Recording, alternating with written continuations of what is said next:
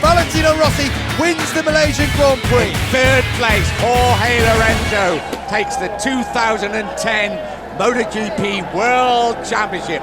The 23-year-old from Mallorca wins the title to go with his two 250cc crowns. We have a new world champion here in Sepang.